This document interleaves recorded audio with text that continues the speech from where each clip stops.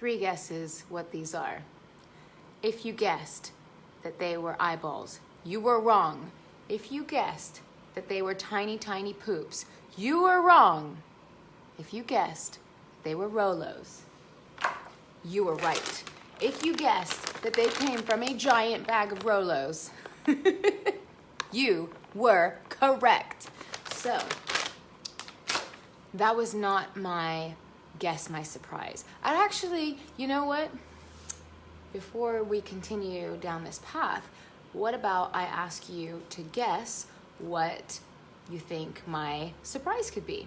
So, type it down here, type it down here, type it down here. What do you think I'm gonna share? If you followed me for a while, if you've known me for a while, you know that I'm always off doing something crazy, either cross-country road trip in a van, or building a mobile school, or hitchhiking, or moving to another country, or adopting a cute wiener dog, or some crazy art night thing or something like that. So what do you think that it could be? Okay, so I'll give you a clue. Why do I have a giant bag of Rolos? Am I not the tooth nerd girl?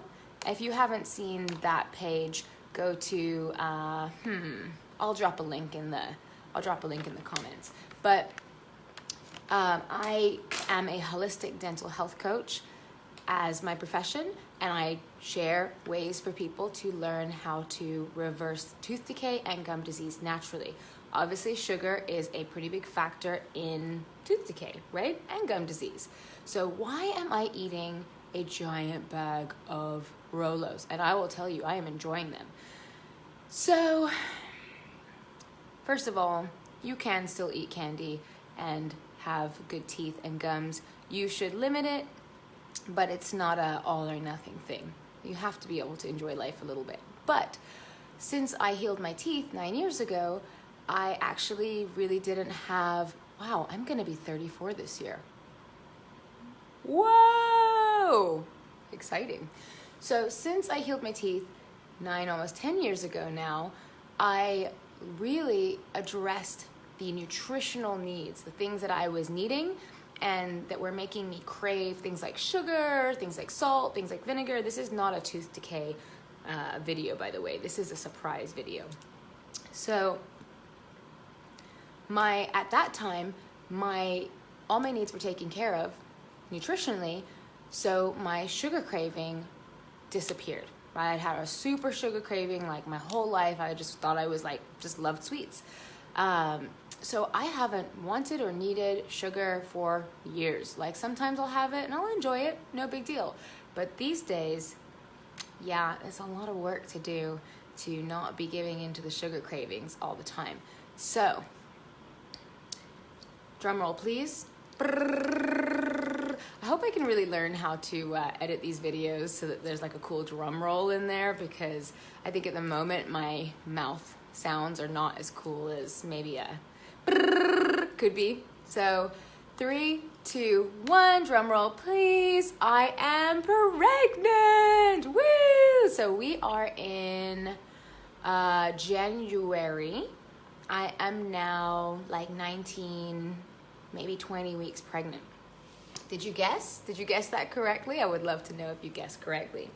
So this is my baby bump right now. Not really, oh yeah, I guess it's a little bit. I am not really looking super pregnant, but I am. Been confirmed by 3 pregnancy tests and a couple of doctor's visits, definitely pregs, and wanted to share a little bit about that with you guys. So for a lot of people, the people very close to me have been all very excited. I'm excited. Dad's more excited than me, perhaps. And just kind of share what's just the whole story behind it, right? In case anyone is interested. So this is, if you were not interested, you just wanted to find out what the gossip was, this is the point where you can stop. But if you would like to hear a little bit more about my journey, including why I didn't think I could have kids, then stay with me. And also, this is a weird thing to say, but I think that you should subscribe to this channel if you like to follow my stories, if you want to hear more about the van life stuff that I'm going to be doing, or that I do and that I'm going to be doing. I basically plan to be sharing more of my story online for other people, just connecting with people. I miss people. It's COVID time. I don't get to meet people as much as I used to, so this is my way to get to share my lifestyle. So I'll be sharing about van life, I'll be sharing about polyamory, I'll be sharing about tooth decay and gum disease, reversing tips and tricks, I'll be sharing cooking, I'll be sharing all kinds of things, all little thoughts in my head that might be able to be helpful to others. So if you do enjoy topics like that, definitely, like, subscribe, I don't know. Do the things, and you will hear from me. So the reason that I didn't think that I could get pregnant is because I had never gotten pregnant before. I am 33 years old. I have never had a pregnancy. I've never had a pregnancy. And, you know, there was two things that came to mind. One, either my method is really good because I don't use birth control. I do use fertility awareness, or I just couldn't get pregnant. And when I was 22, I signed up for a vaccine trial, just thinking, yeah, great. And I signed up for this vaccine trial called Gardasil. Gardasil is supposed to protect against HPV, and I later on found out that many women were having issues with fertility. Some women were dying. There were class action lawsuits. It seems like anything that comes to women's reproductive health causes lawsuits and clotting and death and all this stuff a few years later. That's why I stopped using birth control, or let's just say hormonal birth control, because every few years I would see a little ad pop up and say, have you experienced blood clots? Have you experienced trauma, this, that, and the other from this? It was like every year, just like a new birth control. And I did take the NuvaRing for a year, and I noticed it was giving me, even though I enjoyed it, I noticed it was giving me yeast infections. And I'd like to make another video about that another time. Why birth control is really not that great for women. I do support women's choice and whatever you want to choose. Look at all the options and make your choice. But there are other ways, as you see with me. So when I had stayed away, so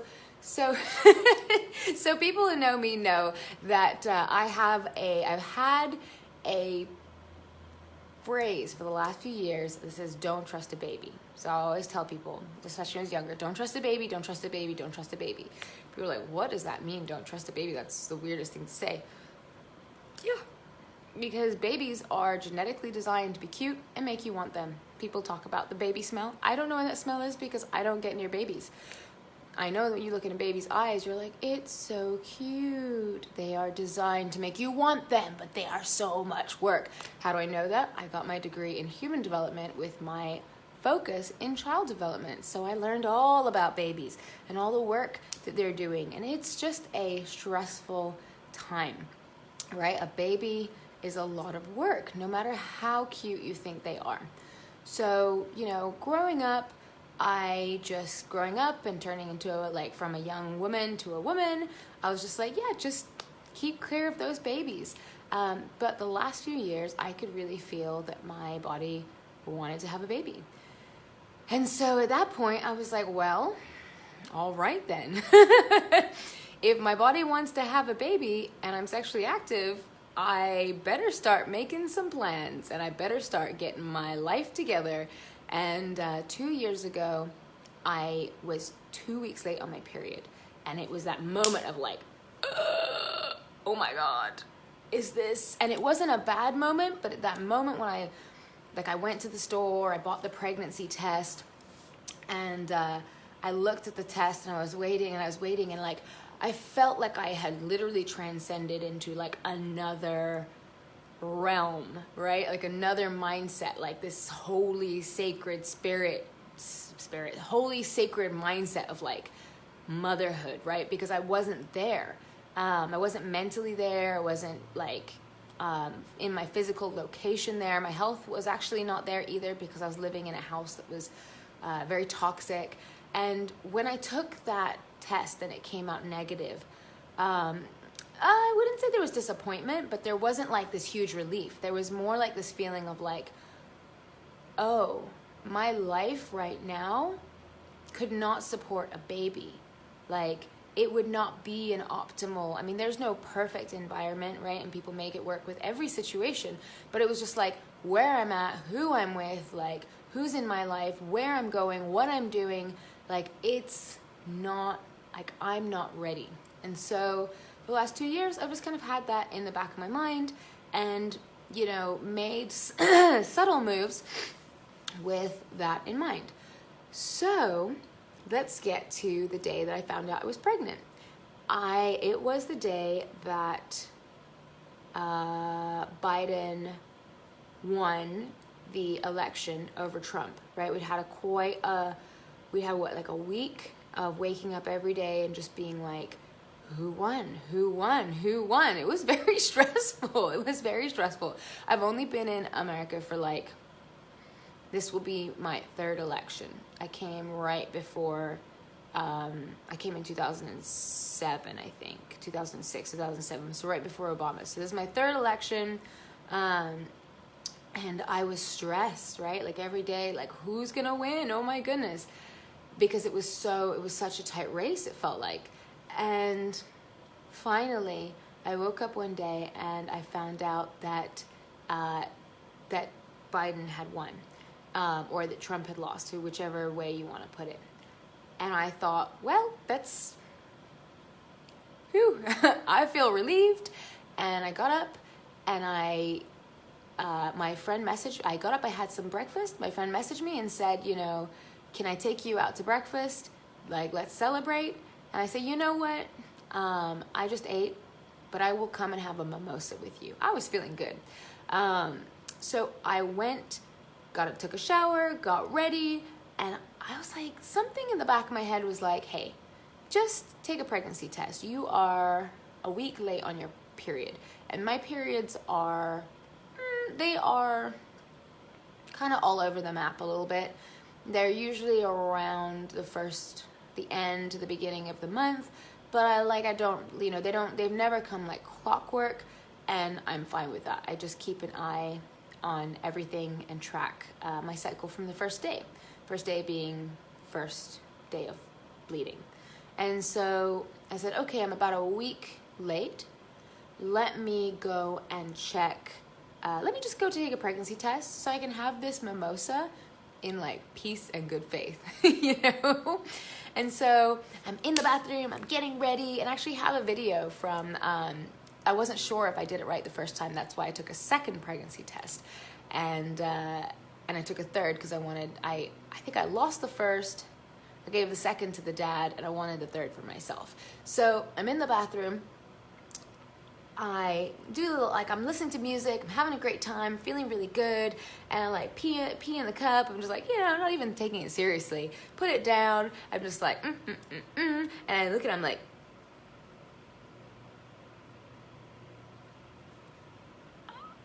I'm probably gonna start crying. Actually, it was the moment was like, yeah. And you know what? Right before I took that pregnancy test, I thought to myself, I like to check in with myself on certain things. This is how it works with like me in polyamory, with me in relationships, with me in certain, you know, life decisions. I check in with myself, right? I don't go off of what people say, society says I should or shouldn't do. I check in with myself, and I checked in and I said, if I'm pregnant, if this test comes back positive, how am I going to feel? And the answer was good. I would feel good. I'm ready. Would feel good. And then I asked myself, would I prefer a boy or a girl? And the answer came back, either one would be a blessing. So that's kind of where I was at. And then the pregnancy test comes up, and it's just this whole moment of like, wow, my whole life is about to change for the better. If you know me, you know I'm an adventure girl. If you don't know me, hi, I'm an adventure girl. I love adventures. And when I say adventures, I mean moving forwards into the unknown with a kind of a vague idea of where we're going, but really no clue. So like a planned adventure to me is not an adventure, it's just a trip. Now this is a freaking adventure. This is an adventure. I love children. My goal is to adopt. That's really where my heart is. My goal is to foster and be with more kind of teenage youth. You know, that's my preference. But a baby that comes from me, that's about to be some wildness I didn't even know I was ready for. I knew I was ready. I'm ready. So the other beautiful thing is 33 years old, have done all my traveling, have done pretty much everything I want to do solo, to the point where it's like, even traveling, I'm like, new country, yeah, but I would rather, stay home and make connections and like spend time with people, and I would rather do this with, a partner or a child, and to me, a child is like, okay, I'm kind of losing my words a little bit, but I will say, if you followed the adventures of Snacks and I for the last 10 years, Snacks is my wiener dog lying on the floor. If you followed our adventures, you'll know that we have wild adventures, and he leads a lot of them. Or I initiate, because obviously I'm the driver. He doesn't have a license. But I'm very excited to meet this person that's coming through. I'm very excited to learn who they are. I'm very excited to support them in who they are. And I don't assume how they're going to be, right? Like it seems like a kid can either be really like you or really unlike you. But either way, they are themselves, right? This child is not going to be everything that I wish I had been or something like that. That doesn't work for me. I'm excited to meet this child and get to know them and really work with them. And hopefully we'll have like a best friend, but like mentor-mentee type of situation. But I don't know. I'm just excited to meet them and learn and grow. So, since then, I've been doing a lot of research, a lot of reading, a lot of writing, and kind of getting ready for this whole adventure that is to come. It's a little scary. Not a big fan of hospitals. I don't really love navigating them, so that's been kind of a scary new experience for me. I am very, very deeply distrustful of the American medical system. So, leaving the country has been on the table for me, to be supported in a country that is more competent, perhaps. I've already had a few situations here with appointments and things that they have ordered where it's like, what are you guys doing? Like, they sent me to take a ton of blood. I think they took like 6 vials of my blood for a genetic test, and I had told them I don't need an STD test because I got tested less than 6 months ago, and I haven't had any new partners since then. So I told them I don't need a STD test. So they said, okay, well, we're gonna then put you in for a genetic test. Great. I want to know if there could be any issues with the child. I get the results back. They're like, you do not have HIV, you do not have herpes, you do not have Hep B, you do not have Hep C. And I'm like, okay, I know these things. What about the genetic test? They're like, oh, they didn't order a genetic test for you. You had me get up at 7 in the morning, 6 in the morning to go and get this blood test. And they pulled I know I have tattoos, but I am afraid of needles. And I had to sit there and talk myself through like a little, like, you know, it's good. I couldn't look. I was just like, it's going to be all right. You're a big girl. You're going to have like some crazy stuff happen to you in the future very soon. So just calm down on this tiny little needle. Anyway, so they ordered that. It didn't, you know, and it didn't. So now it's like, who knows when, if there's going to be enough time for all that. They ordered me an ultrasound, and the ultrasound that they ordered for me in week 18 was only supposed to be from week 8 through 12, which is when I called up and started the whole process, but they did not get on it until week 18. And when I called to reschedule because we had a pet emergency, I ended up with them telling me that that was not supposed to be that late, and they didn't know why they scheduled me that. I was supposed to be scheduled for my 20-week appointment, and the 20-week appointment I can't do. So the 8 to 12 week, it was called the Nuschler, and it's supposed to also test for genetic issues, and they said nope. We're gonna have you like that one is out, and this is just going to be determining the sex and making sure everything's okay.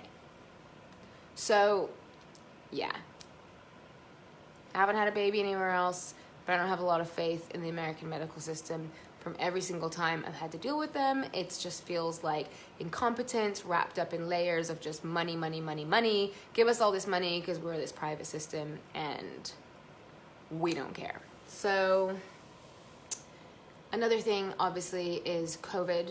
I have to think about, do I want to have a baby in an American institute where we have all these issues with COVID and where they are kind of notoriously high death rates of mothers for a